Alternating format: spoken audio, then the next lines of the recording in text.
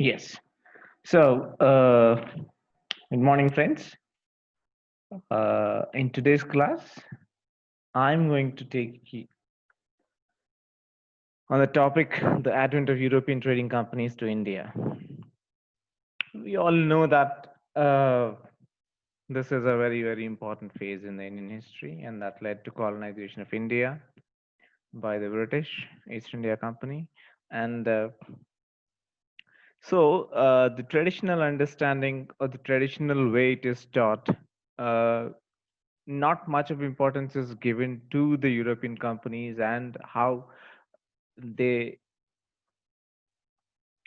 conducted their affairs in India after they came, say, in 1498 when Vasco da Gama has come. So, at the most, you would say that, Portuguese trading company has come in 1498, and then English company has come in 1600. Dutch have come in 1602, and the French have come in 1664. So these are the four major trading companies, and out of which, uh, two survived. Uh, Basically, French and English East India companies, and then you move on to the Carnatic Wars, which are basically a war for domination uh, between English and French. So the traditional historiography or the traditional history narration is very, very uh, linear. It emphasizes on some of the key points, what they think. But I believe that, the 2 centuries of European trading companies in India, before they actually think about intervening in political affairs in the middle of, say, in the early 18th century, is also equally important to understand the rich diversity of Indian history and the cultural accommodations, fusions, and practices that have evolved in this period. So, what I would be focusing on is this, not just about the factual details, but also about, in a detailed way, about these 2 centuries, that is 16th and 17th centuries, uh, and the role played by trading companies. They were not just confined to the coast, or they were not just, uh, you know, very, very relegated histories confining to coasts or a few coastal cities.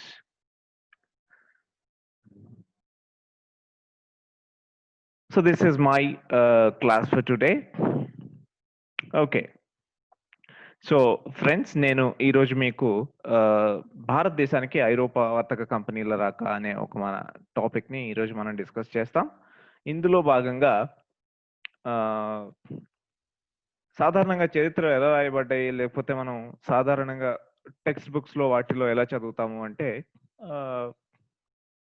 కొన్ని కొన్ని ముఖ్యమైన ఘట్టాలని గుర్తుపెట్టుకొని, ఆ, ఉదాహరణకి 1498లో Vasco da gamma వచ్చాడని, తర్వాత 1600లో English company వచ్చింది, 1664లో French company వచ్చింది. ఆ తర్వాత 18వ శతాబ్దంలో 1720లు 30లకి వీళ్ళలో కలహించుకోవడం మొదలు పెట్టారు. భారతదేశాన్ని ఎవరు పాలించాలి అనే క్వశ్చన్ మీద వీళ్ళు కలహించుకోవడం మొదలు పెట్టారు.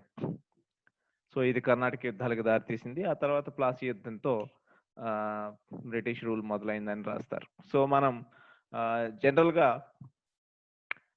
16-17 శతాబ్దాలని మనం మొఘల్ సామ్రాజ్యానికి లేదా మొఘల్ సామ్రాజ్యాన్ని చదవడానికి ఉత్సుకత చూపిస్తాం. ఈ 2 దశాబ్దాలని మనం మొఘల్ సామ్రాజ్య యుగంగానే పరిగణిస్తాం. సో దాంట్లో ఏమవుతుందంటే, తీర ప్రాంతాల్లో ఈ వర్తక కంపెనీల ద్వారా ఎటువంటి మార్పులు, ఎటువంటి సాంస్కృతిక ఆర్థిక మార్పులు వచ్చినాయి అన్నది మనం పెద్దగా చదవం. కనీసం డిగ్రీ స్థాయిలో. సో, కాబట్టి నేను మీకు ఇది కొంచెం పరిచయం చేస్తాను. కేవలం సంవత్సరాలు మాత్రమే చెప్పడం కాకుండా, కొంచెం లోతుగా మనం ఆహ్, ఈ వర్తక కంపెనీలు ఎలా వచ్చి, ఆ 2 శతాబ్దాలు ఎలా ఉన్నాయన్నది మనం చూద్దాం. ఓకే. సో, ఈరోజు కథ ఏంటి? 'The story of arrival'. బేసికల్‌గా నేను మీకు ఒక కథలాగే చెప్తాను. ఇదొక క్లాస్ కాదు. బేసికల్‌గా ఇది ఒక కథలాగే చెప్తా. సో, ఆహ్, ఎలా వచ్చారు? మొట్టమొదట భారతదేశానికి ఎలా వచ్చారు అనే టాపిక్‌నే మనం తీసుకుందాం.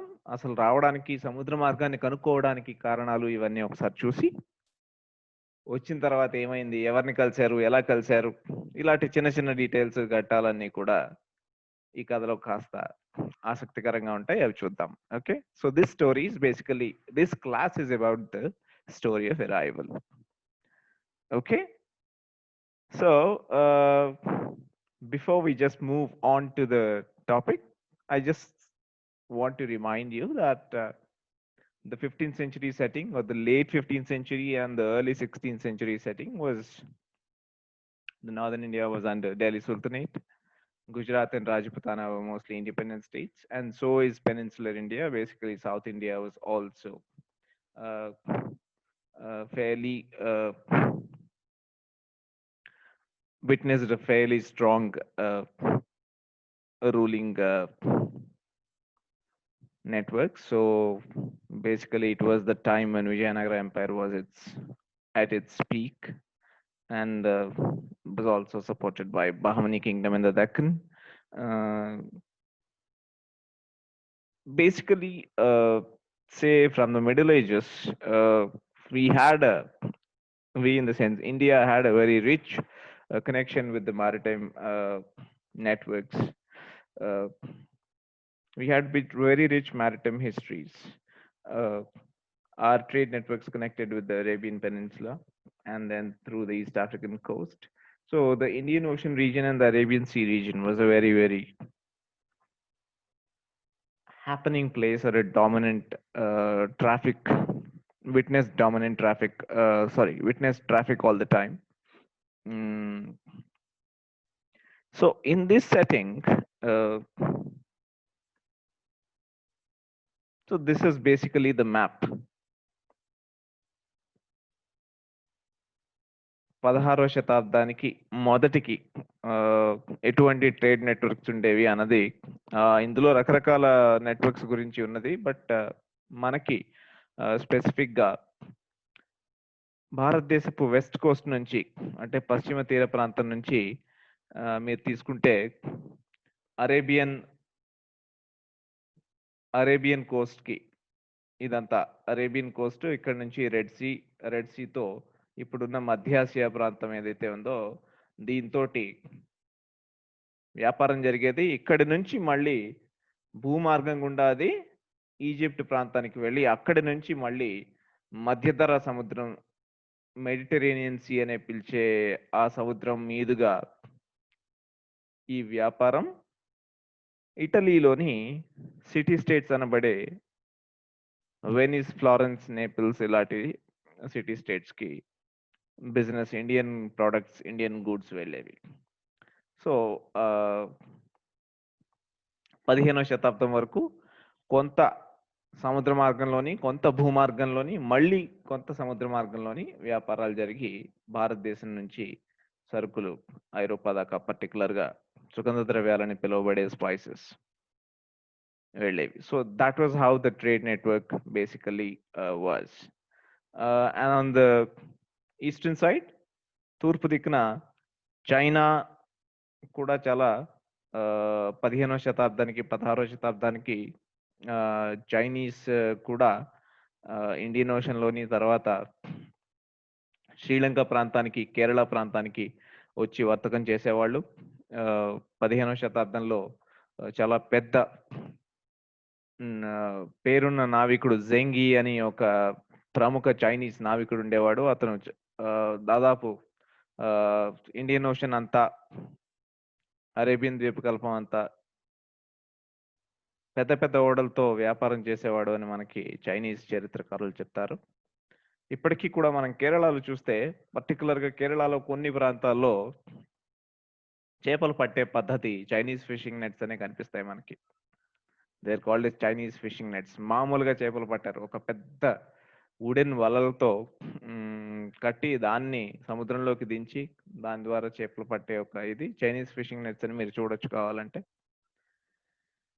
సో, ఇది యూరోపియన్ ట్రేడింగ్ కంపెనీస్ రాకముందు మన trade networks.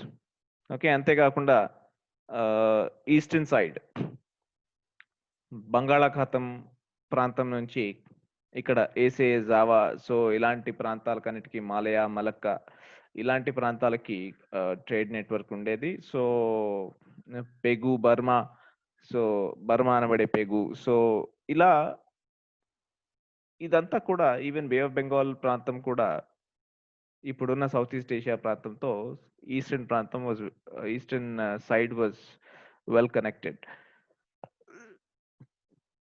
So in this setting, now there began a search. Yeah, sorry. Before we actually move on, ఇందాక చెప్పినట్టుగా the Indian Ocean region was a complex interplay of trade and cultural networks. So what I call as networks of mobility. There were lots of networks of mobility. People were mobile, constantly moving. As I said, merchants, slaves, pilgrims were on constant move. So it was a busy traffic, basically on the Arabian Sea and in the Indian Ocean. And you have stories from, say, 11th century, say from 10th century to 14th century in the form of Genijas. Genijas are basically Jewish archives. Synagogues had Jewish worship places had their own archives, which were called as Genijas. And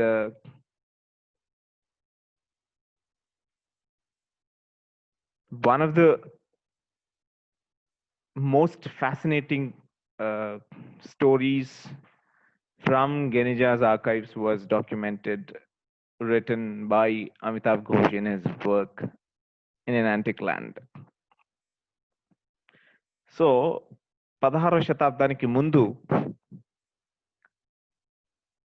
Arabia సముద్రంతో Hindu మహాసముద్రంలోని భారత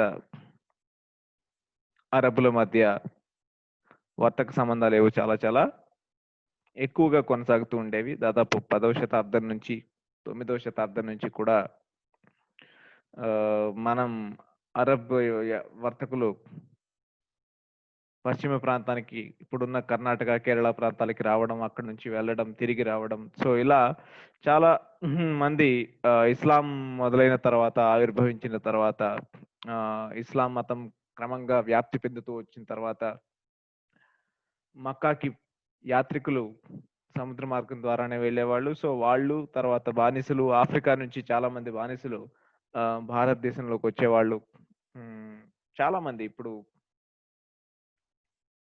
అహ్మద్ నగర్ ని పాలించిన Malik amber was a సీది. బేసికల్ గా అతను African జాతికి చెందినవాడు. ఆ ప్రాంతాల నుంచి తీసుకురాబడ్డాడు. సో ఇలా హిందూ మహాసముద్రం తర్వాత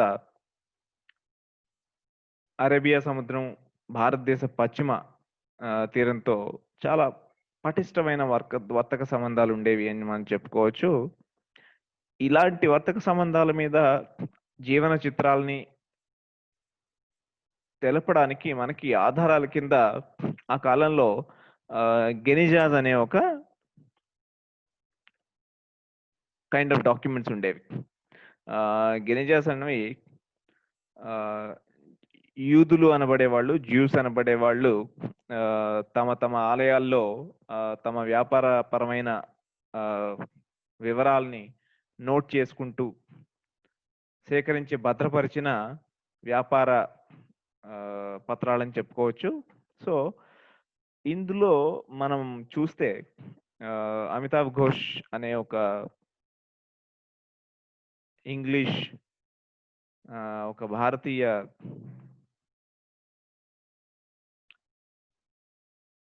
రచయిత.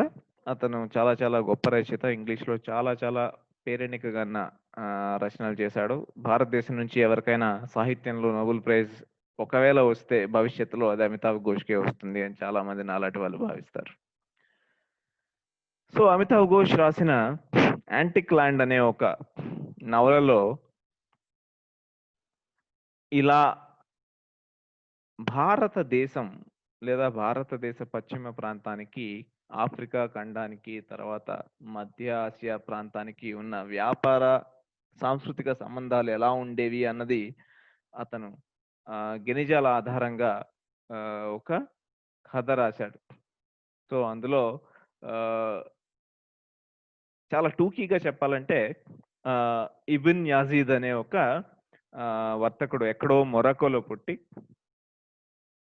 అక్కడి నుంచి మధ్య ఆసియాకు వచ్చి, మధ్య ఆసియా నుంచి కేరళ వచ్చి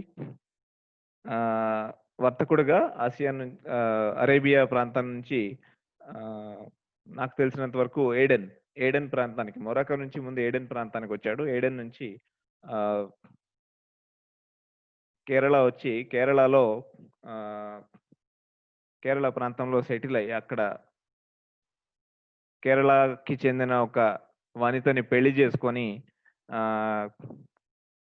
కొన్నాళ్ళు అక్కడ సంసారం చేసి తిరిగి మళ్ళీ వెనక్కి వెళ్ళే ఒక స్టోరీ అమితాబ్ ఘోష్ నవల్లో మనకు కనిపిస్తుంది. 11వ శతాబ్దంలో ఎక్కడో ఆఫ్రికా నుంచి అరేబియా వచ్చి, అరేబియా నుంచి కేరళ వచ్చి ఇక్కడ అమ్మాయిని పెళ్లి చేసుకొని కొన్నాళ్ళు కాపురం చేసి, సో ఇదంతా కూడా ఆ కాలానికి అదేదో కొత్తదనం కాదు. అంటే చాలా మంది ఆ కాలానికి ఇలా చేసేవాడు. అంటే అదేమి కొత్తదనం కాదనమాట.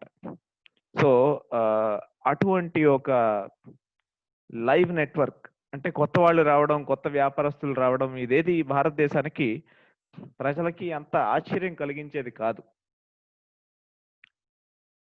కొంతమంది చరిత్రకారులు ఏమని భావిస్తారంటే, అసలు మనకి విదేశీ వర్తక కంపెనీలని మనం ఎందుకు అనుమాన దృష్టితో చూడలేదు అంటే,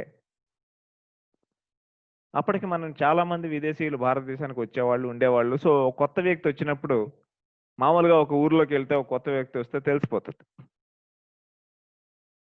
మన ఊర్లోకి వెళ్తే ఎవరింటికి వెళ్ళారు, ఎవరింటికి వచ్చారు అని అడుగుతారు పల్లెటూరులో. అదే హైదరాబాద్లో ఒక కొత్త వ్యక్తి వస్తే ఎవరికైనా తెలుస్తుందా? ఎవరికి తెలియదు. ఎందుకంటే ఇక్కడికి వ్యక్తులు వస్తూ ఉంటారు, పోతూ ఉంటారు. ఇది అలాంటి ఒక పెద్ద సెంటర్ కాబట్టి. సో అలా మధ్య యుగాల్లో 11, 12 శతాబ్దాలు, 10వ శతాబ్దం నుంచి పల్లెటూర్లు, కోస్తాల ప్రాంతాలు, రేవు పట్టణాలు అన్నింటిలోని చాలా రకాల జాతులుకి చెందిన వ్యక్తులు ఉండేవాళ్ళు. So it was a real complex society with different ethnic groups, different religious people, Jews, Hindus, Muslims, Christians, and Parsis. So all kinds of people were there.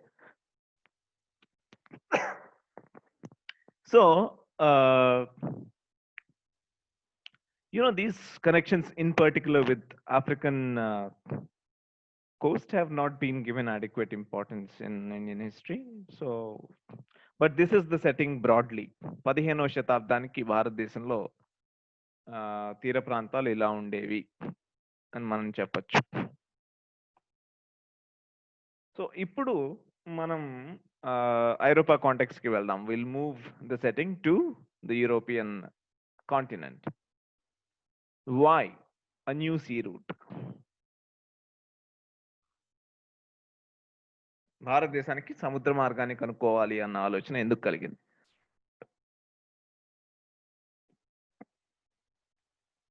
there was, ఇందాక మనం చెప్పుకున్నాం ఈ మ్యాప్ లో చూపించినట్టుగా,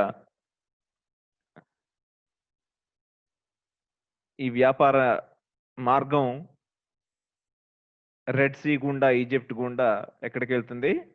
ఇటాలియన్ సిటీ స్టేట్స్కి వెళ్తుంది. Italian city states లో ప్రధానంగా వెనీస్ కి, ఫ్లారెన్స్ కి, ఓకే, జినోవా ఇలాంటి సిటీ స్టేట్స్ కి వెళ్ళేది. సో మధ్యధరా సముద్రంలో ఆసియా నుంచి వచ్చిన వ్యాపారం అంతా కూడా వీళ్ళు ఈ సిటీ స్టేట్సే ప్రధానంగా ఆ, కొనుగోలు చేసేవాళ్ళు. ఇక్కడ నుంచి మిగతా ఐరోపాకి చెందిన వర్తకులందరూ వచ్చి కొనుక్కొని మిగతా ప్రాంతాలకని పట్టుకెళ్ళేవాళ్ళు. So there was this domination of Venice, Florence, and other city states in the trade with Mediterranean and trade with the Asian continent as a whole. So because land routes and sea routes, it was easy to access the Italian city states first before moving on to what we call now as Western Europe. So ఇప్పుడు మనం పిలిచే Holland, France, Spain ఇవన్నీ ఒక వైపు విసిరివేసినట్టుగా ఉండేవి. So వ్యాపార వర్తకాలకి దూరంగా ఉండేవి. For example, on an average Venetian ships were bringing around 400 tons of pepper per year from Egypt. ఇక్కడ ఈజిప్ట్కి ఎలా వస్తుంది? భారతదేశం నుంచి వస్తుంది. యాక్చువల్గా మధ్య ఆసియాలో కూడా, అంటే అరేబియాలో కూడా, ఏడెన్ కావచ్చు, ఈజిప్ట్ కావచ్చు, ఇలాంటి రకరకాల రాజ్యాలన్నీ భారతదేశం నుంచి వచ్చే సరుకుల రవాణా మీదనే ఎక్కువ డబ్బులు సంపాదించేవి.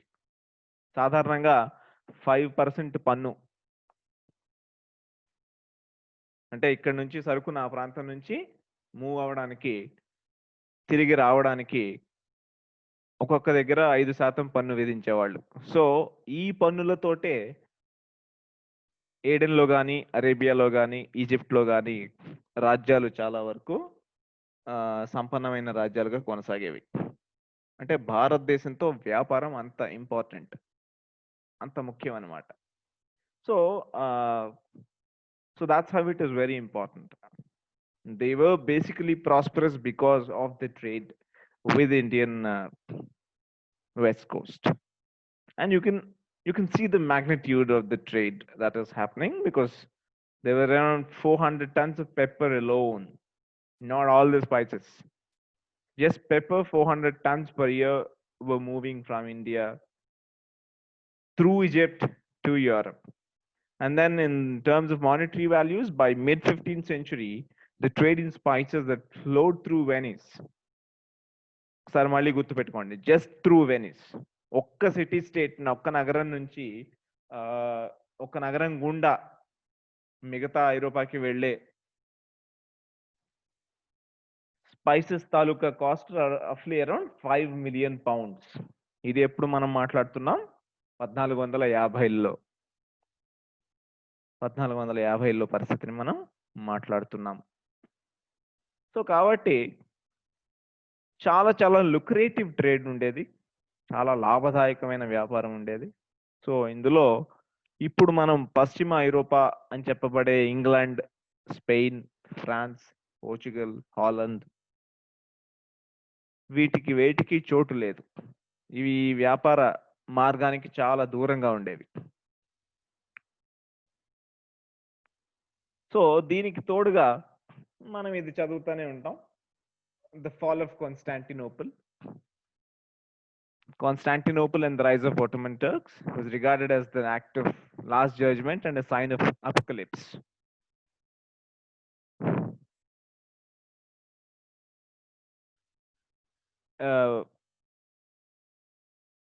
So we know the story. 1453, there was fall of Constantinople. Constantinople was the great seat of Byzantine Empire, the heart of Christian civilization, or Christian theology. And when it fell, it thought this was the end of the world. మనం చాలా చాలా మత గ్రంథాల్లో, అన్ని రకాల మత గ్రంథాల్లోని మనం చెప్తాం, భూమి అంతమైపోతుంది, సృష్టి అంతమైపోతుంది, చాలా చాలా బ్రహ్మాండం బద్దలైపోతుంది, పాపం పండినప్పుడు ఇలాంటివి జరుగుతాయి, ఆ రోజు మళ్ళీ దేవుడు వస్తాడు. ఇలాంటి స్టోరీస్ మనం అన్ని గ్రంథాల్లోని, అన్ని అవతారాల్లోని విన్నాం. ఓకే. అటు క్రైస్తవ మతంలోని, ఇటు ఇస్లాంలోని, అటు హిందూ మతంలో అన్నింటిలో కూడా సృష్టి అంతం అవుతుంది. ఆ తర్వాత మళ్ళీ ఒక కొత్త రూపం వస్తుంది. మళ్ళీ దేవుడొస్తాడు. ఇలాంటి భావనలన్నీ కూడా ఉన్నాయి. సో, కాన్స్టాంటినోపుల్ పతనాన్ని ఆ కాలంలో మిగతా ఐరోపాలో క్రైస్తవ సమాజం, ప్రజలు ఎలా భావించారో ఇదే. యుగాంతం అయితే ఇదే. ఇంతకంటే యుగాంతం అంటూ లేదు. ప్రపంచం అంతరించిపోతుంది అనడానికి బైబిల్‌లో చెప్పినట్టో, లేకపోతే ఇంకోలా చెప్పినట్టు, మతాధికారులు చెప్పినట్టు this is going to be the end of the world. So, కొన్ని కొన్ని చోట్ల చాలా చాలా హాస్యాస్పదంగా అనిపిస్తాయి మనకిప్పుడు. కొంతమందికి కొన్ని కొన్ని చోట్ల రష్యాలోని, మిగతా ప్రాంతాల్లోని అటు వాటికన్ సిటీకి మనుషుల్ని పంపించారు. వేగుల్ని పంపించారు. ప్రత్యేక దూతల్ని. అంతమైపోతుంది కదా! కాబట్టి కరెక్ట్‌గా సమయం, ముహూర్తం ఎన్ని గంటలకి, ఏ రోజు అంతమైపోతోంది అని కనుక్కోవడానికి కొంతమంది దూతల్ని పంపించారంట. సో, అంత సీరియస్‌గా తీసుకున్నారు. కాన్స్టాంటినోపుల్ పట్టణం టర్క్స్‌కి వాళ్ళ వశం అవడం అన్నది ఐరోపాలో ఉన్న క్రైస్తవ రాజ్యాలన్నిటికీ అసలు ఒక పెద్ద షాక్. కోలుకోలేని మానసికమైన దెబ్బ. ఊహకు అందనిదనమాట. అది జరిగిపోయింది.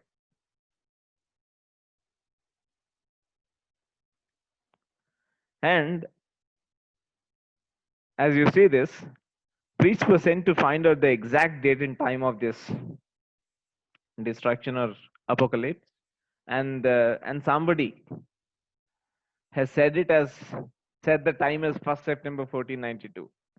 So 1st September 1492 యుగాంతం అయిపోతుందని రష్యా ప్రాంతంలో ఎవరో ఒక పూజారి దగ్గరికి వెళ్తే, సరే ఇతను ఏదో అడుగుతున్నాడు కాబట్టి మనం ఒక డేట్ ఇచ్చి పంపించడం బెటర్ అని అతను ఒక డేట్ ఇచ్చి పంపించాడు. దాన్ని సీరియస్‌గా కొంతమంది తీసుకున్నట్టున్నారు. సో 1st సెప్టెంబర్ 1492కి ఇంక అంతా అయిపోతుంది. ఇంకేం లేదు. సృష్టి లేదు, ప్రపంచం లేదు. ఇలాంటి భావనలో ఐరోపా క్రైస్తవ రాజ్యాలుండేవి. రాచరికాలున్నాయి. So what you see here is this imagination was largely driven by the religious motives. Religion was a strong influence on the imagination of people, particularly the ruling and the middle class. మతపరమైన ఒత్తిడి ఆలోచనల మీద ఎంత ఉండేది అనడానికి ఇదొక ఉదాహరణ. అంటే ఎంతగా ప్రభావితం చేసేది మతం అనడానికి ఇదొక ఉదాహరణగా మనం తీసుకోవచ్చు. సో అప్పటికి క్రూసేడ్లు అనే యుద్ధాలు జరిగాయి. 11వ శతాబ్దం నుంచి 13వ శతాబ్దం వరకు దాదాపు 200 ఏళ్లలో ఒక 7-8 యుద్ధాలు క్రైస్తవులకి, ముస్లింలకి మధ్యన జెరూసలేం పట్టణం, మిడిల్ ఈస్ట్‌లో ఉన్న జెరూసలేం పట్టణాన్ని ఎవరు హస్తగతం చేసుకోవాలి? ఎందుకంటే ఇది 2 మతాలకి కూడా చాలా పవిత్రమైన స్థలంగా భావించేవాళ్ళు. అటు క్రైస్తవ మతానికి, ఇటు ముస్లిం మతానికి కూడా.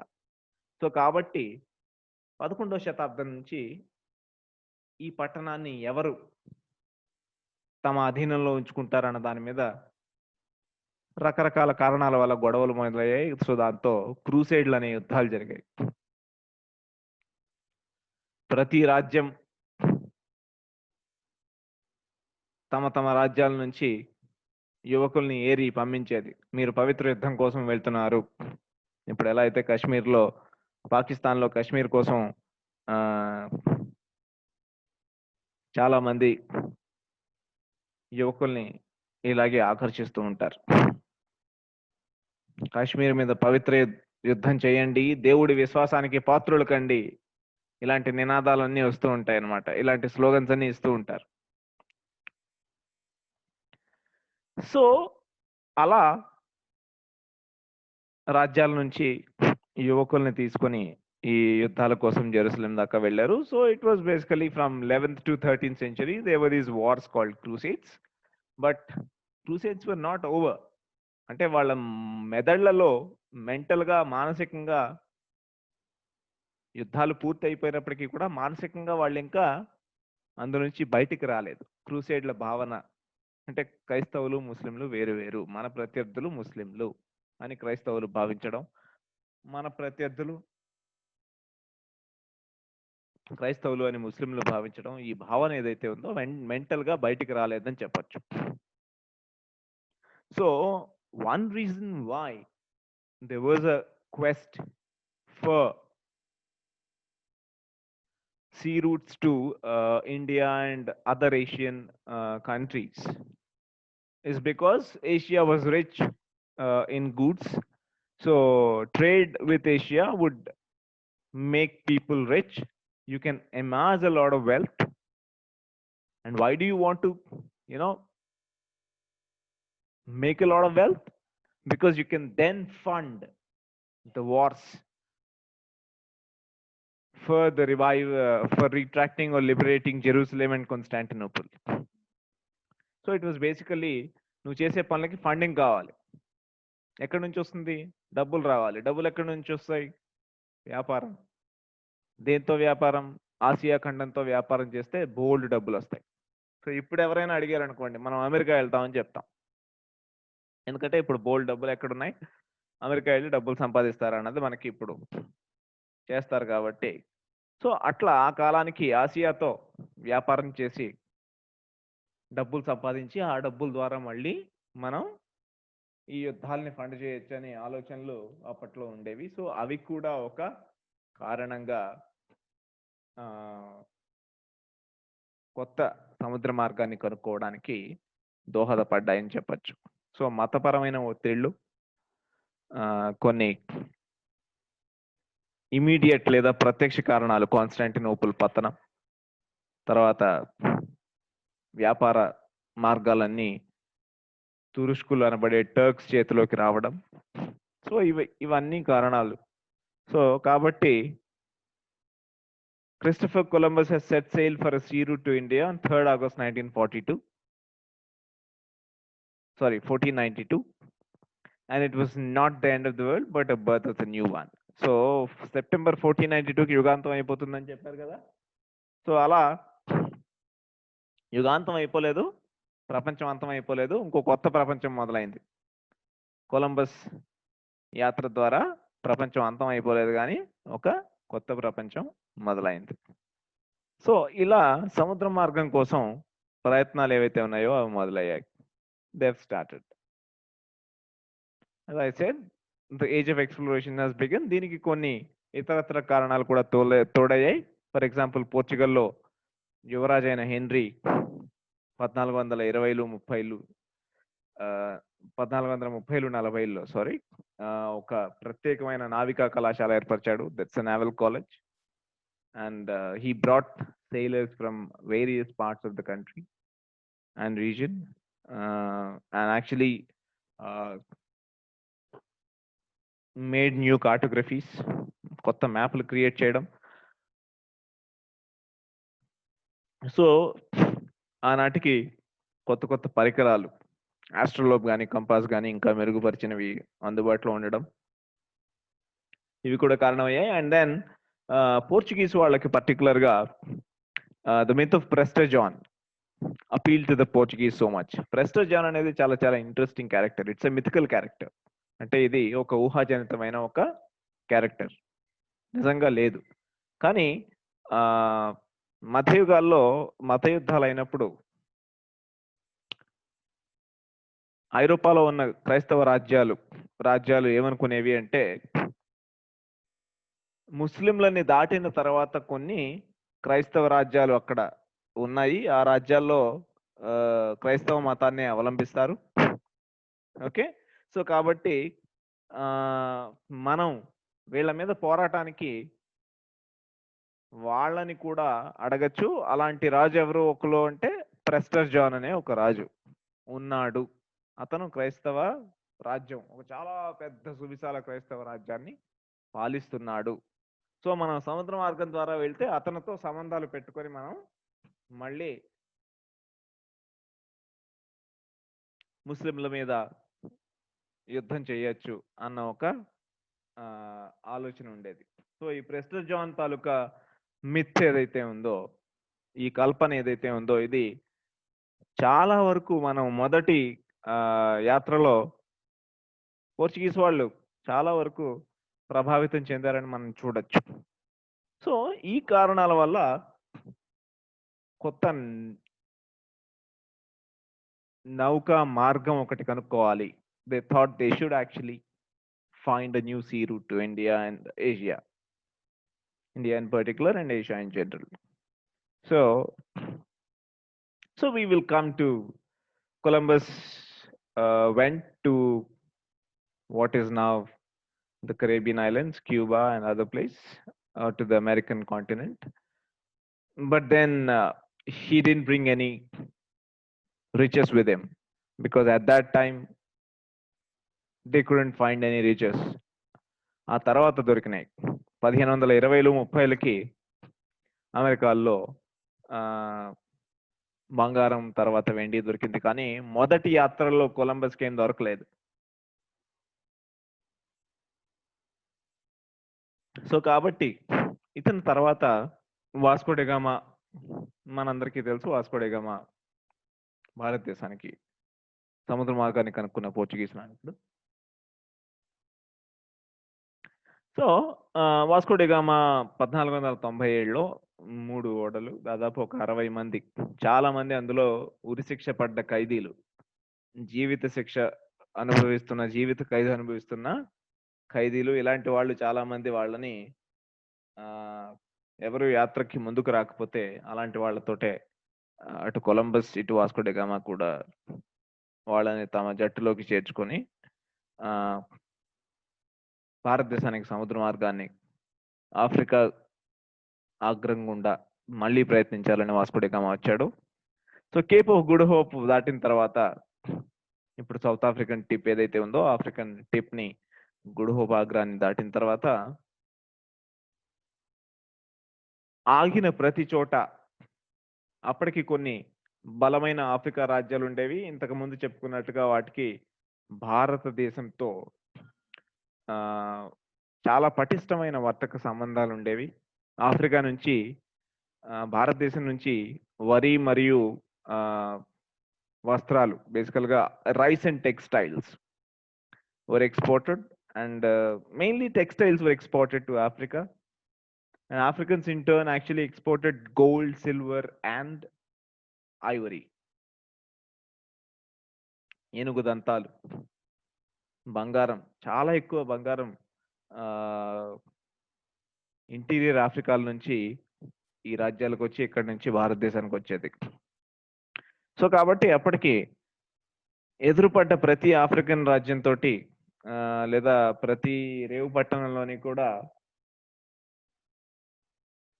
వాస్కో డి గామాకి ముస్లింలు కనిపించేవాళ్ళు. సో వీళ్ళకి కుతూహలం ఎక్కువై అన్ని చోట్ల మనకి ముస్లింలే కనిపిస్తున్నారేంటి, ప్రెస్టర్ జాన్ రాజ్యం ఎక్కడ, ఎప్పుడు వస్తుంది, ఎంత దూరం ఉంది. సో ప్రతి రేవు పట్టణంలోని వీళ్ళు వెళ్ళి ఇక్కడ ప్రెస్టర్ జాన్ అని ఒక పెద్ద రాజ్యం, చాలా పెద్ద సామ్రాజ్యం ఉంటుంది ఈ దగ్గరలో, ఎక్కడుంది ఇది అది అని చెప్పి ఎంక్వైరీస్ చేయడం మొదలెట్టారంట. సో కాబట్టి you know in very noted East African ports like Mombasa, Malindi and all these places, they were inquiring, Vasco da Gama's men were inquiring about the kingdom of Prester John. And finally in Malindi ane oka revu pattanamlo there is one person called Malino Kana. Actually he's a Gujarati merchant who showed them the way to India. So చాలా పుస్తకాల్లో చాలా రకాలుగా దీని గురించి రాశారు. Ibn మజీద్ అని కొంతమంది. So ఇట్లా అయితే ఇది మజీద్ అయితే కాదు అని ఇప్పుడు చాలా మంది చరిత్రకారులు భావిస్తారు. Historians who are an authority on Portuguese trade networks in 16th century and 15th century, like Sanjay Subramaniam, think that Majid was not the person. In some other reference, I found the name to be Malino Kana. but I'm not sure. We have to verify this. But it's definitely not Majid. That is something that we can say. Okay, so finally at Malindi, and Gujarati merchant showed them way to India and to Calicut. So అక్కడి నుంచి 23 రోజుల్లో ప్రయాణం చేసి వాళ్ళు క్యాలికట్లో అడుగు పెట్టారు. So finally they landed in Calicut on 20th May 1498, which is the beginning of a new phase of history in India. Okay. So,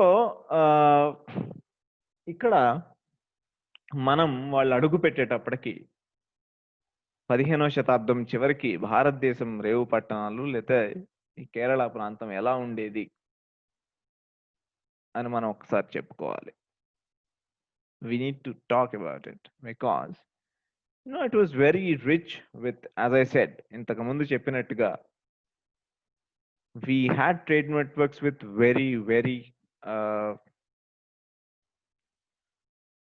very many wide range of regions. So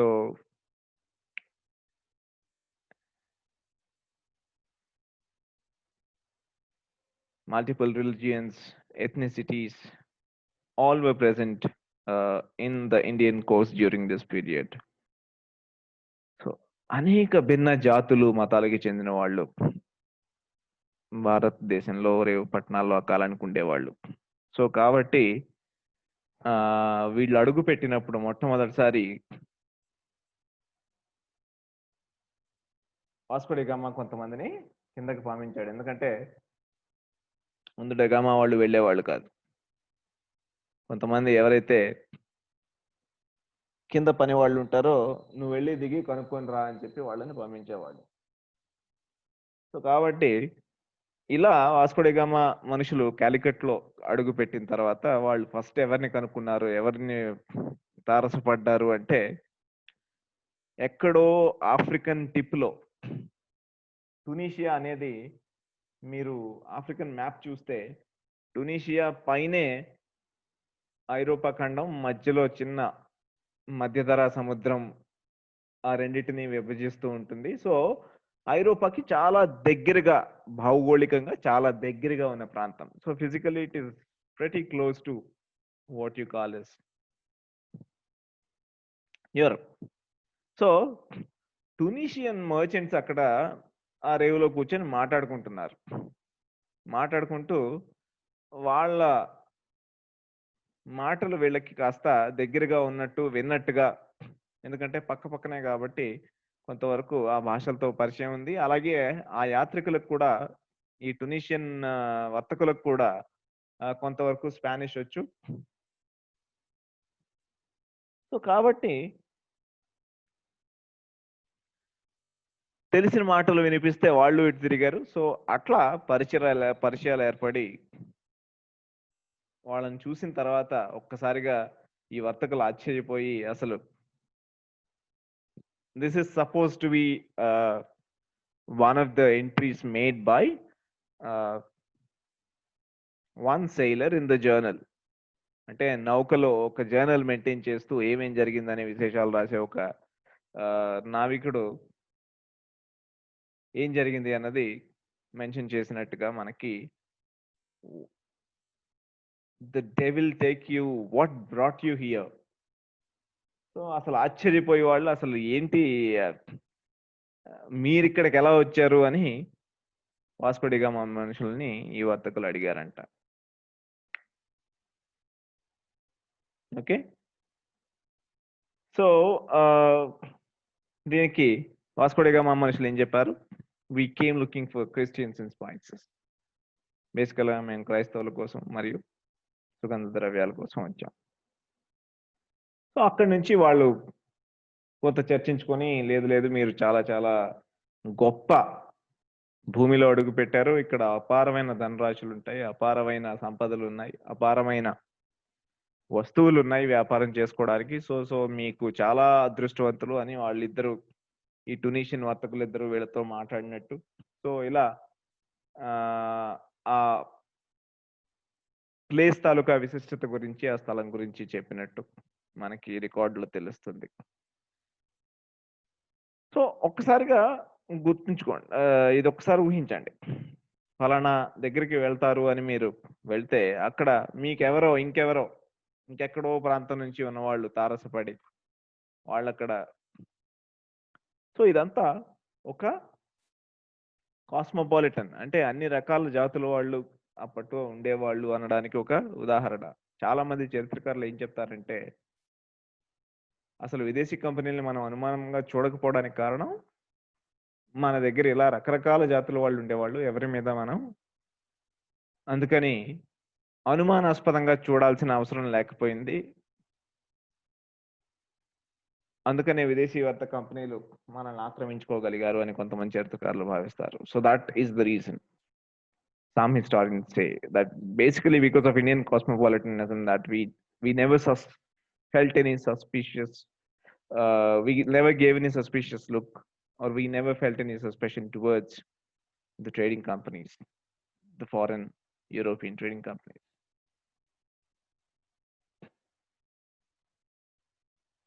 So what was the initial reaction of the Portuguese? ఒకసారి క్యాలికట్లో అడుగుపెట్టిన తర్వాత how did they find it? Because ఇంతకుముందు చెప్పినట్టుగా మెంటల్గా మానసికంగా వాళ్ళు పూర్తిగా ప్రపంచాన్ని క్రైస్తవ ముస్లిం అయితే వీళ్ళు ముస్లింలు లేకపోతే క్రైస్తవులు ఈ రెండే వాళ్ళకి తెలుసు. ఇంతకంటే వాళ్ళకి ఇంకో దృక్కోణం వాళ్ళకి తెలియదు. సో కాబట్టి వాళ్ళు చూసిన ప్రతి అంశాన్ని కూడా వాళ్ళకు అనుగుణంగా ఇలాగే అర్థం చేసుకోవడానికి ప్రయత్నించారు. They tried to make sense of what they saw in India. Basically they saw temples, they saw image worship of Indian images. They were thought to be Christian images. కొంచెం రంగు రూపు మారిందంతే, బట్ బేసికలీ ఇవన్నీ కూడా క్రైస్తవ మతానికి సంబంధించినవే. So ఈ ఆచమనం చేయడం, నీళ్ళు ఇవ్వడం ఇవన్నీ కూడా మనం చేసే మతపరమైన క్రతువులకి కొంచెం మారింది, అంతేగాని పద్ధతులు కొంచెం మారినాయి, కానీ ఇవన్నీ బేసికల్గా క్రైస్తవానికి సంబంధించినవే అనే వాళ్ళు భావించారు. సో ఈ మొదటి ఎక్స్పెడిషన్ అయితే వాళ్ళ తర్వాత వాళ్ళతో పాటు తీసుకొచ్చిన అనుభవాల్లో ఇస్లాం రాజ్యం చెప్పాను కదా, అన్ని రాజ్యాలని అన్ని ప్రాంతాలని ఇది ముస్లిమా కాదా అనేవాళ్ళు చూసేవాళ్ళు. So every non Muslim ruler was interpreted as a Christian kingdom. Every non-Muslim was interpreted as a Christian kingdom. So yeah, ఇది వాళ్ళ జర్నల్ ఎంట్రీలో ఉన్న ఒక పేపర్ గురించి మనకి సంజయ్ సుబ్రహ్మణ్యం అనే ఒక చరిత్రకారుడు తన రచనలో పేర్కొన్నది మనం స్పష్టంగా చూడొచ్చు అక్కడ. ఎదుగో క్రిస్టియన్ ఏ ప్రాంతాలు, ఇంకా ఇది కొంచెం పెద్దది చేద్దాం. ఏ ప్రాంతాలు, క్యాలికట్ ఎవరుండేవాళ్ళు, క్రాగనూర్ క్రిస్టియన్, 3 days డిస్టెన్స్ అంటే 3 రోజుల దూరంలో ఉంది మనకి క్యాలికట్కి మనం ఉన్న ప్రాంతం నుంచి. సో ఇవన్నీ వివరాల సేకరణ, చుట్టుపక్కల ఉన్న రాజ్యాలు ఏంటి, ఎవరెవరు ఉంటారు, ఏ రాజ్యాలు అవి, ముస్లిం రాజ్యాలా హిందూ రాజ్యాలా. అదిగో కయాల్ 4000 మంది ఉంటారు. ఆర్మీ ఎవరు, మూర్స్ అనేవాళ్ళు, ముస్లిమ్స్ ఏమనేవాళ్ళు, మూర్స్ అనేవాళ్ళు. సో కాబట్టి ఇది ముస్లిం రాజ్యం. ఇందులో మళ్ళీ ఉన్నది ఎవరు, క్రిస్టియన్ సబ్జెక్ట్స్, ప్రజలందరూ క్రిస్టియన్స్ కానీ రాజు ముస్లిం. అలాగే కోరమాండల్ క్రిస్టియన్ రాజు, శ్రీలంక క్రిస్టియన్. ఇక్కడ చూసారా డీటెయిల్డ్గా బెంగాల్లో. సో ఇలా తెగు మలెక్క వరకు కూడా వివరాల సేకరణ, చుట్టుపక్కల ఎవరెవరు ఉన్నారు, ఎంత దూరంలో ఉన్నారు, ఎంత ఆర్మీస్ ఉన్నాయి, సైన్యం ఎంత ఉంటుంది, మనకి ఎంత దూరంలో ఉన్నారు, అండ్ మతానికి వచ్చేటప్పటికి ఎవరో ఒకళ్ళిద్దరు తప్పించి ఇవన్నీ కూడా క్రైస్తవ రాజ్యాలే అని భావించారు. సో ఈ పర్సెప్షన్ తోటే ఉండేవాళ్ళు. సో మొదటి యాత్రలో క్రైస్తవ రాజ్యాలనే మనం కనుక్కున్నాం, చాలా రాజ్యాలు ఉన్నాయని చెప్పడం అనమాట. ఓకే. సో ఇందులో మళ్ళీ అత్యంత ఆసక్తికరం ఏంటంటే, సరే ఇవన్నీ చూశారు, చూసి రాజుని కలిసి వ్యాపారం చేయడానికి అనుమతి తీసుకోవాలి. సో కాబట్టి రాజును కలవడం వాళ్ళకి కష్టమైంది. బేసికల్గా వీళ్ళు చెప్పిన మాటల్ని కాలికట్ రాజు సీరియస్గా తీసుకోలేదు. అసలు రాజాశ్రయం ఫస్ట్ దొరకలేదు, రాజ దర్శనం దొరకలేదు. దొరికినప్పుడు కూడా రాజు పెద్ద గొప్పగా వీళ్ళ గురించి ఏమీ సరే ఎవరో వచ్చినట్టున్నారు అనడమే తప్ప వీళ్ళ గురించి ఏమైనా అసలు ప్రత్యేక గౌరవాలు కానీ అలాంటివి కూడా ఏమీ చూపించలేదు. మామూలుగానే ట్రీట్ చేశారు, గౌరవంగానే ట్రీట్ చేశారు, కానీ ప్రత్యేకతలు ఏం లేవు.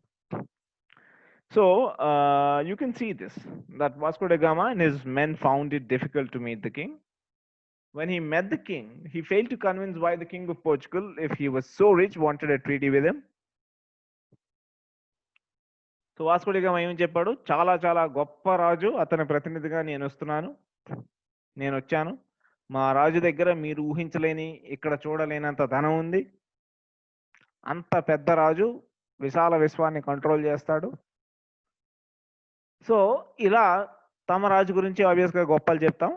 సో అతను వాస్కో డి గామా ఏం చెప్పాడు, అసలు ఇక్కడ మీరు ఉన్న ప్రాంతాల్లో అసలు ఎక్కడ ఏ రాజు దగ్గర లేనంత ధనం మా రాజు దగ్గర ఉంది అని చెప్పాడు. సో అలాంటప్పుడు మాతో మీరు వ్యాపారం చేయడానికి ఎందుకు వచ్చారు, మీ దగ్గరే బోల్డ్ ధనం ఉంది కదా అని రాజు అడిగాడు. అండ్ రెండోది, సరే ఇంత చెప్పావు కదా, మీ రాజు ప్రతినిధిగా ఏం తీసుకొచ్చావని మంత్రులు అడిగారు, జామోరిన్ మంత్రులు అడిగారు. ఓకే, ఇప్పుడు జనరల్గా వ్యాపార ఒప్పందాలకు కానీ రాజుల్ని కలిసినప్పుడు గిఫ్ట్స్ తీసుకెళ్తారు, బహుమతులు తీసుకెళ్తారు. రాజుని ఉత్తి చేతులతో కలవకూడదు, అక్కడి నుంచే మనకు వచ్చింది, పెద్దవాళ్ళని ఉత్తి చేతులతో కలవకూడదు అనే కాన్సెప్ట్ మనకి ఆ ఫ్యూడల్ పద్ధతి నుంచే వచ్చింది.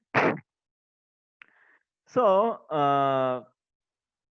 what is the present that you brought for our king? Some of the Jamorin's ministers asked them, like, what did you bring? Okay, so you're claiming that your king is the wealthiest of all. So, and then what did Da Gama produce before the king? Presents కింద ఏమి చూపించారు అంటే, రకరకాల hats తీసుకొచ్చారు, టోపీలు తెచ్చారు.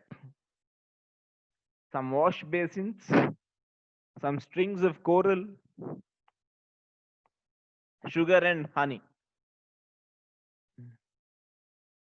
So ఇవి తెచ్చి, ఇదిగో ఇవి మేము తెచ్చాము, మా రాజు చాలా గొప్పవాడు, ఈ గిఫ్ట్స్ ఇమ్మన్నాడని చెప్పి ఆ గిఫ్ట్స్ ఇచ్చారు. సో అది చూసిన తర్వాత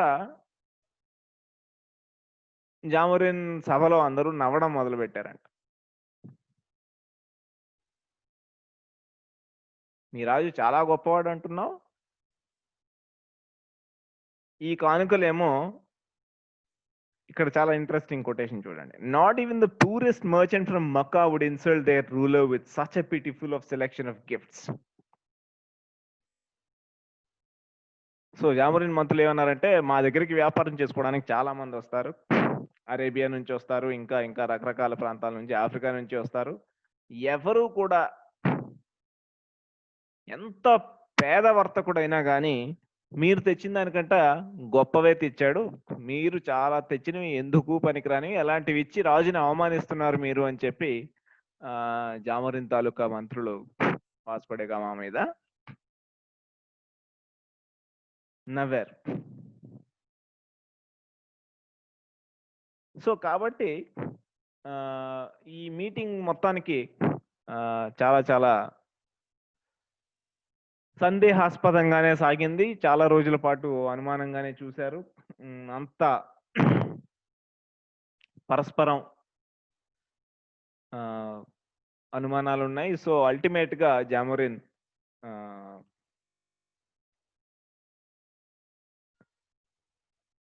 వర్తకం చేసుకోవడానికి వీళ్ళకి అంగీకరించాడు. అంగీకరించి కానీ వెళ్తున్నప్పుడు it was not a pleasant affair అన్నది వాళ్ళకి అర్థమైంది. So the first meeting was not a pleasant affair. So ఎర్ర తివాచీలు పరిచి వెల్కమ్లు చెప్పేసి బాజా భజంత్రీలతోటి తీసుకొచ్చి ఇలాంటి స్పెషాలిటీస్ ఏం లేవు. జామరీన్ రాజు వాళ్ళని చాలా చూశాడు. వాళ్ళు ఇచ్చిన గిఫ్ట్స్ అసలు ఇవి మా పక్కన ముష్టోళ్ళు కూడా తీసుకోరు అన్నట్టుగా మాట్లాడారు.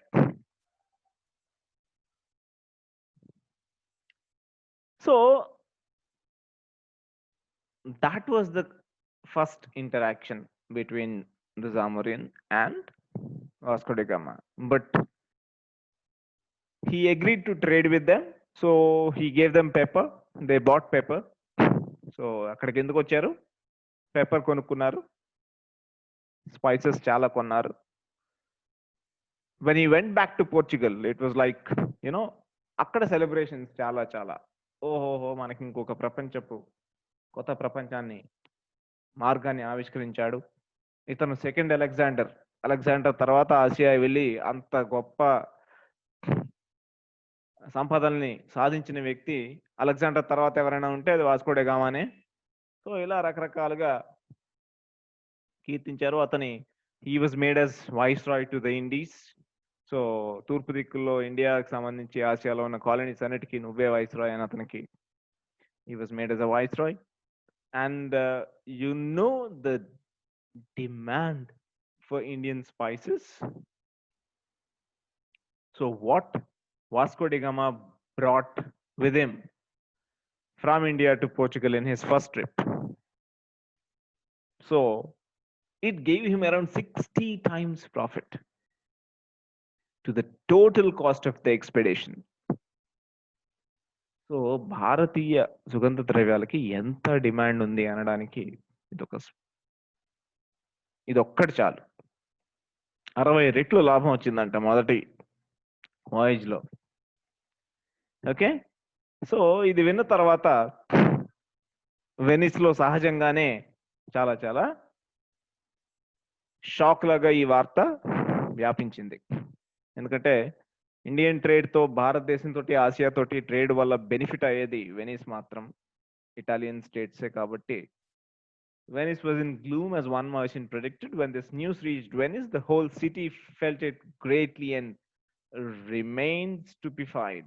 And the wisest held it as the worst news that had ever arrived.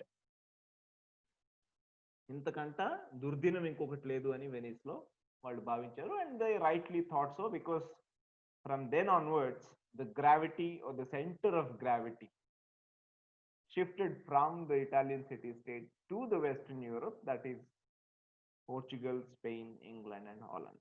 So this was the age of explorations and Western European trading companies. So that's how the initial interactions began and changed the world center to Western Europe. So this was the beginning of the European trading companies, and then we will discuss this in the next class, where Portuguese have tried to create various centers, trading centers along the Indian coast, both on the western coast and the eastern coast. So it was called Estado of Portuguese. So basically Portuguese Empire of India. So ఇది మనం next క్లాస్లో Portuguese వచ్చిన తర్వాత తిరిగి తమ సామ్రాజ్యాన్ని ఎలా నిర్మించుకుంటూ వెళ్ళారు అన్నది మనం నెక్స్ట్ క్లాస్లో చూద్దాం. Thank you.